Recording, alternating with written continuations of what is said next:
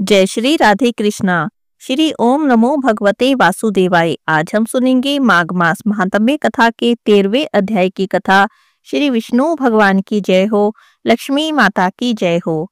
पिछले अध्याय की कथा में हमने सुना था कि देवी तुलसी ने भगवान नारायण जी को पाषाण अर्थात शालिग्राम होने का श्राप दिया और भगवान नारायण जी देवी तुलसी के श्राप से पाषाण अर्थात शालिग्राम शिला होकर भारत में रहने लगे। तब उन्होंने तुलसी देवी को वरदान दिया कि आप भी नदी रूप में परिणित हो जाएंगी और आप ही के तट पर मेरा वास होगा। आपके केश तुलसी वृक्ष के रूप में परिणित हो जाएंगे और वे सर्वत्र पूजे जाएंगे। देवताओं की पूजा में सभी पुष्पों में, सभी पत्रों में तुलसी का सबसे ऊपर स्थान होगा। अब सुनते हैं आज की कथा। भगवान नारायण जी कहते हैं, हे नारद जी, जिस घर में, जिस स्थान पर शालिग्राम जी की शिला रहती है वहां भगवान श्री हरि विराजते हैं और वहीं पर संपूर्ण तीर्थों को साथ लेकर भगवती लक्ष्मी भी निवास करती हैं। ब्रह्म हत्या आदि जितने भी पाप हैं वे सभी शालिग्राम शिला के पूजन करने मात्र से नष्ट हो जाते हैं। छत्राकार शालिग्राम शिला में राज्य देने की, वर्तुलाकार शालिग्राम शिला में प्रचुर संपत्ति देने की योग्यता है। शकट के आकार के शालिग्राम से दुख और शूल के नोक के समान आकार वाले शालिग्राम से मृत्यु होने निश्चित होती है। विकृत मुख वाले दरिद्रता, पिंगल वर्ण वाले हानि, भग्र चक्र वाले व्याधि और फटे हुए शालिग्राम शिला से निश्चित रूप से मरणप्रद स्थिति प्राप्त होती है। व्रत, दान, प्रतिष्ठा और श्राद्ध आदि सत्कार्य शालिग्राम शिला की सन्निधि में करने से सर्वोत्तम हो जाते हैं। जो अपने ऊपर शालिग्राम शिला का जल छिड़कता है वह संपूर्ण तीर्थों में स्नान कर चुका और समस्त यज्ञों का फल पा गया है, ऐसा मानना चाहिए। अखिल यज्ञों, तीर्थों, व्रतों और तपस्याओं के फल का वह अधिकारी समझा जाता है। हे नारद जी, चारों वेदों के पढ़ने, तपस्या करने से जो पुण्य प्राप्त होता है वही पुण्य शालिग्राम शिला की उपासना से प्राप्त हो जाता है। जो निरंतर शालिग्राम शिला के जल से अभिषेक करते हैं वह संपूर्ण दान के पुण्य और पृथ्वी की प्रदक्षिणा के उत्तम फल के मानो अधिकारी हो जाते हैं। शालिग्राम शिला के जल का निरंतर पान करने वाला पुरुष देव अभिलाषित प्रसाद को पाता है, इसमें जरा भी संशय नहीं। उसे जन्म, मृत्यु और जरा से छुटकारा मिल जाता है। संपूर्ण तीर्थ उस पुण्यात्मा पुरुष का स्पर्श करना चाहते हैं। जीवन मुक्त एवं महान पवित्र वह व्यक्ति भगवान श्रीहरि के पद का अधिकारी हो जाता है। भगवान के धाम में वह उनके साथ असंख्य प्राकृत प्रलय आने तक सुविधा प्राप्त करता है। वहां जाते ही भगवान उसे अपना दास बना लेते हैं। उस पुरुष को देखकर ब्रह्म हत्या के समान जितने भी बड़े बड़े पाप होते हैं वे सभी इस प्रकार भागते हैं जैसे गरुड़ को देखकर सर्प भागता है। उस पुरुष के चरणों की रज से पृथ्वी देवी तुरंत ही पवित्र हो जाती है। उसके जन्म लेते ही लाखों पितरों का उद्धार हो जाता है। मृत्यु काल में जो शालिग्राम शिला के जल का पान करता है वह संपूर्ण पापों से मुक्त हो जाता है और विष्णु लोक में जाता है। उसे निर्वाण मुक्ति सुलभ हो जाती है। वह कर्म भोग से छूट जाता है और भगवान श्री हरि के चरणों में लीन हो जाता है, इसमें कोई भी संशय नहीं है। शालिग्राम शिला को हाथ में लेकर मिथ्या बोलने वाला व्यक्ति कुंभी पाक नरक में जाता है। ब्रह्मा की आयु के समान उसे वहां रहना पड़ता है। जो व्यक्ति शालिग्राम शिला को हाथों में लेकर कोई प्रतिज्ञा करता है और फिर उस प्रतिज्ञा का पालन नहीं करता उसे लाख मनवंतर तक 80 पत्र नाम के नरक में रहना पड़ता है। हे नारद जी, जो व्यक्ति शालिग्राम शिला से तुलसी पत्र को दूर करता है उसे दूसरे जन्म में स्त्री साथ न दे ऐसा श्राप मिलता है। शंख से तुलसी पत्र का विच्छेद करने वाला व्यक्ति भार्याहीन और 7 जन्मों तक रोगी होता है। शालिग्राम शिला, तुलसी और शंख, इन तीनों को जो महान ज्ञानी पुरुष एकत्र करके सुरक्षित रूप से रखता है उसे भगवान श्री हरि बहुत अधिक प्रेम करते हैं। नारायण जी कहते हैं, हे नारद जी, उधर तुलसी देवी अपना शरीर त्याग कर दिव्य रूप से संपन्न हो भगवान श्री हरि के वक्ष स्थल पर लक्ष्मी देवी की भांति शोभा पाने लगी। कमलापति भगवान श्री हरि उन्हें अपने साथ लेकर वैकुंठ पधार गए। हे नारद, लक्ष्मी देवी, सरस्वती देवी, गंगा देवी और तुलसी देवी, ये चारों देवियां भगवान श्री हरि की पत्नियां हुई। उसी समय तुलसी देवी की देह से गंडकी नदी उत्पन्न हुई और भगवान श्री हरि भी उसी के तट पर मनुष्यों के लिए पुण्यप्रद शालिग्राम शिला बन गई। हे मुने, वहां रहने वाले कीड़े शिला को काट काट कर अनेक प्रकार की बना देते हैं। वे पाषाण जल में गिरकर निश्चय ही उत्तम फल प्रदान करते हैं। जो पाषाण धरती पर पड़ जाते हैं उन पर सूर्य का ताप पड़ने से पीलापन आ जाता है। ऐसी शिला को पिंगला समझना चाहिए। ऐसी शिला पूजा में उत्तम नहीं मानी जाती।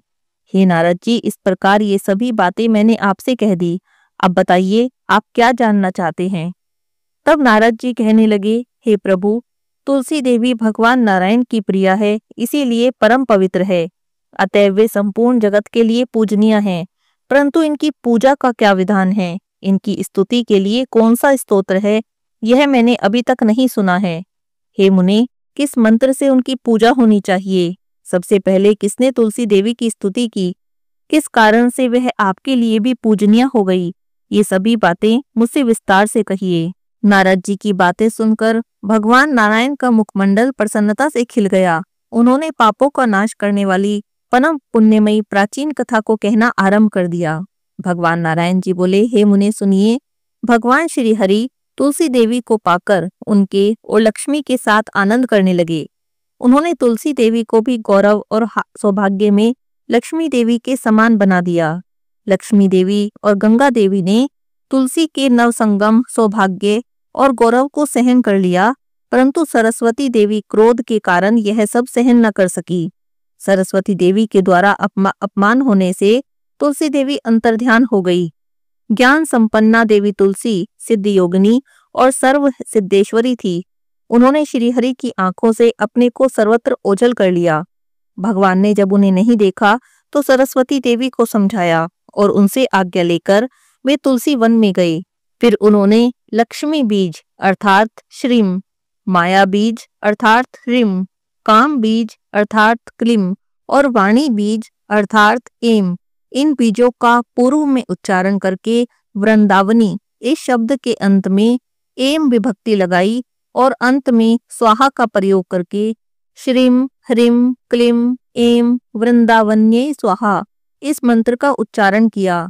हे नारद, यह मंत्र राज कल्पतरु है। जो इस मंत्र का उच्चारण करके विधि पूर्वक तुलसी देवी की पूजा करता है उसे निश्चय ही संपूर्ण सिद्धियां प्राप्त हो जाती हैं। घी का दीपक, धूप, सिंदूर, चंदन, नैवेद्य, पुष्प आदि उपचारों से और स्तोत्र के द्वारा भगवान से सुपूजित होने पर तुलसी देवी को बड़ी प्रसन्नता हुई। अतः वे वृक्ष से तुरंत बाहर आ गई और परम प्रसन्न होकर भगवान श्री हरि के चरण कमलों की शरण में चली गई। तब भगवान ने उन्हें वरदान दिया, हे देवी, तुम सर्व पूज्या हो जाओ। मैं स्वयं तुम्हें अपने मस्तक पर और वक्ष स्थल पर धारण करूंगा। इतना ही नहीं, संपूर्ण देवता तुम्हें अपने मस्तक पर धारण करेंगे। इस तरह कहकर उन्हें साथ लेकर भगवान श्री हरि अपने स्थान पर लौट आए। भगवान नारायण जी कहते हैं, हे नारद जी, तुलसी देवी के अंतर्ध्यान होने पर भगवान श्री हरि विरह से आतुर होकर वृंदावन चले गए और वहां जाकर उन्होंने तुलसी की पूजा करके उनकी स्तुति की। भगवान श्री नारायण बोले कि जब वृंदा अर्थात तुलसी रूपी वृक्ष और दूसरे वृक्ष एकत्रित होते हैं तब वृक्ष समुदाय अथवा उस वन को बुद्धजन वृंदा कहते हैं। ऐसी वृंदा नाम से प्रसिद्ध अपनी प्रिया तुलसी की मैं उपासना करता हूँ, जो देवी प्राचीन काल में वृंदावन में प्रकट हुई थी। अतएव जिन्हें वृंदावनी कहते हैं उन सौभाग्यवती देवी की मैं उपासना करता हूँ, जो असंख्य वृक्षों में निरंतर पूजा प्राप्त करती हैं। अतः जिनका नाम विश्व पूजिता पड़ा उन जगत पूज्या देवी की मैं उपासना करता हूँ। हे देवी, जिसने सदा अनंत विश्वों को पवित्र किया है उन विश्व पावनी देवी का मैं विरह से आतुर होकर स्मरण करता हूँ।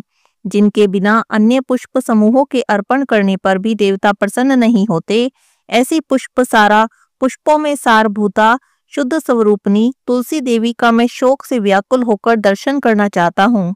संसार में जिनकी प्राप्ति मात्र से भक्त परम आनंदित हो जाते हैं, इसीलिए नंदिनी नाम से जिनकी प्रसिद्धि है, वह भगवती तुलसी अब मुझ पर प्रसन्न हो जाएं।